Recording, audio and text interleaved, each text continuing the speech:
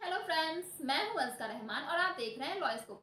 तो आज के इस वीडियो में हम section 7, 8 and 9 of transfer of property act 1882 के ऊपर बातें करेंगे। तो आइए देखते हैं। तो सेक्शन 7 यह बोलता है कि every person competent to contract and entitled to transfer property means हर वो पर्सन जो कॉन्ट्रैक्ट कर सकता है वो प्रॉपर्टी को ट्रांसफर कर सकता है, लेकिन उस पर्सन के पास जो कॉन्ट्रैक्ट करने के लिए कॉम्पिटेंट है उसके पास उस प्रॉपर्टी को ट्रांसफर करने का ऑथोराइजेशन होना चाहिए। वो एक ऑथोराइज्ड पर्सन होना चाहिए प्रॉपर्टी को ट्रांसफर करने के लिए।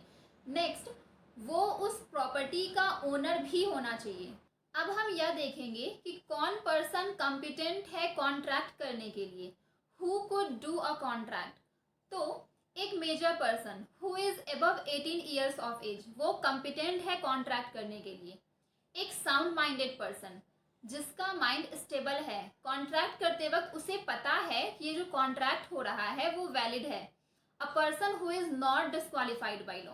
तो ये तीनों कुछ ऐसे कंडीशन हैं जिसमें हमें यह पता चलता है कि वो जो पर्सन है वो कॉन्ट्रैक्ट करने के लिए कॉम्पिटेंट है, तो ही वह पर्सन प्रॉपर्टी को ट्रांसफर करने के लिए भी कॉम्पिटेंट है।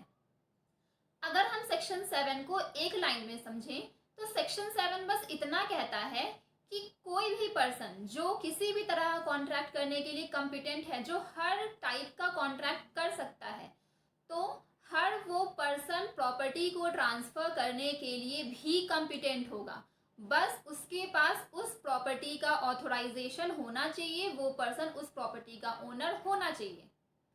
अब हम सेक्शन 8 को देखेंगे जो कि ऑपरेशन ऑफ ट्रांसफर की बातें करता है, जहां यह बोला जाता है कि अगर हम अपनी किसी भी तरह की प्रॉपर्टी को ट्रांसफर कर रहे हैं तो उस प्रॉपर्टी से रिलेटेड ट्रांसफरर के पास जो भी राइट है वो सारी राइट ट्रांसफरी को ट्रांसफर हो जाएगी। लेट्स एज्यूम मैंने अपनी एक बिल्डिंग ट्रांसफरी को ट्रांसफर कर दिया, तो इस बिल्डिंग से रिलेटेड मेरी जितनी भी राइट थी वो सारी राइट ट्रांसफरी को ट्रांसफर हो जाएगी। जैसे right to enjoy the building, इस बिल्डिंग को में एंजॉय करने का राइट वो भी ट्रांसफरी को ट्रांसफर हो जाएगा। इस बिल्डिंग से हमें जो भी रेंट आता था वो सारी राइट भी ट्रांसफरी को ट्रांसफर हो जाएगी। तो इस तरह के जितने भी राइट हैं जिसे हम पहले एंजॉय करते थे जब प्रॉपर्टी हमारी थी, तो वो सारी राइट ट्रांसफरी को ट्रांसफर हो जाएगी। अब हम सेक्शन 9 को देखेंगे जो कि ओरल ट्रांसफर की बातें करता है, जहां यह दिया गया है कि a transfer of property may be made without writing, बिना रिटन पेपर के भी प्रॉपर्टी ट्रांसफर हो सकती है।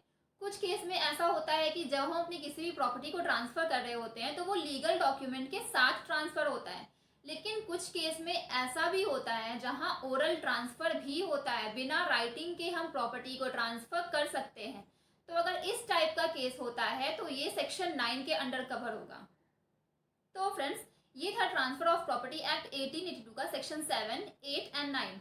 आई होप आपको मेरा ये वीडियो अच्छा लगा होगा। अगर आपको मेरा ये वीडियो अच्छा लगा हो तो प्लीज़ इसे लाइक और सब्सक्राइब जरूर करें। Thank you.